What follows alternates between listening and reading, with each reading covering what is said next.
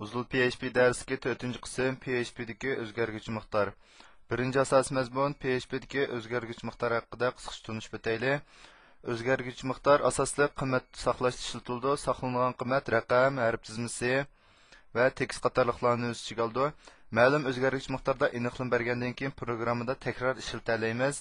PHP'deki barlıq özgərgüç miqdarlarının aldığa dollar belgisi qoyuldu. Yani shift bilan knop taqsidagi 4 ni birlikdə bassaq dollar belgisi çıxıdı. Yeni öğrenciler dollar belgisini asal unutub qaldı. Bunu unutub qalsa xatalıq kelib çıxıdı. Şuna unutub qalmasligimizni tavsiya qilamiz. İkinci, PHP bir xil techilanğu erkin tipli program tili hisoblanadi. Yani İngilizce loosely typed language deb ataladi. Programma sonliq uchur tipi, erkin tip və məcburi aniqlama berish tipi deb ikki xil bo'ldi. Odatda ba'zi programma tillarida cho'qim aniqlama berishni shart qildi. PHP'de bo'lsa o'zgargich miqdorini belgilashdan burun aniqlama berish hojatsiz. O'zgargich miqdorining qiymat elish avvalga asosan PHP avtomatik sonliq uchur tipiga aylantirdi. Masalan, C tili, VB tili qatorliqlarda bunda aniqlama berishni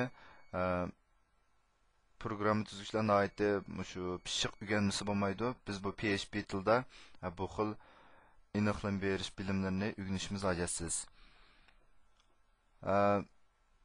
Bir əməli misal görəb baxaylı.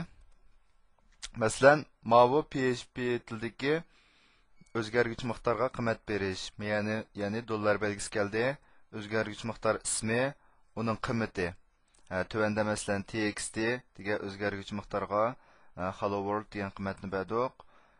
Number 16 deganga 16 degan qiymatni berdik. Uzdul.tori deganga uzdul.com degan qiymatni berdik. Числа deganga bugungi chislaning vaqtini buningga aniqlama qilib berdik. Biz buni keyinda programma tilida bevosita oldi qismidagi o'zgargich miqdor ism bilanla yo'tkab ishlatish orqali oxirgi mazmunni buni ko'rsatamiz. Oxirida o'zgargich miqdorga ism qo'yish qo'ysak haqida to'xtalib o'tayli. O'zgargich miqdor nomi cho'qim latincha harf yoki osti tussiziq bilan boshlanadi. Ma'noga o'xshash latincha harf bilan boshlanadi yoki buni oldiga osti tussiziq qo'yish ma'qul shaklda yazsaq bo'ladi.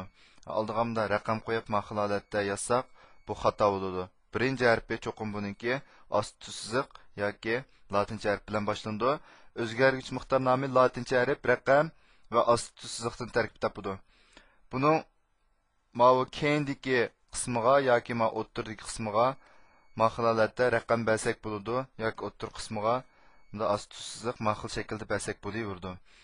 Uchinchisi Ma'noga o'xshash uzdul.tori degan ikki xat kelib qolgan vaqtda o'zgarish miqdori ism berganda ma'qul holatga o'xshash birinchi harfni cho'ng yozish orqali yoki ost tussiziqda ayirish orqali ayirsak texmo aniq ochiq bo'ladi.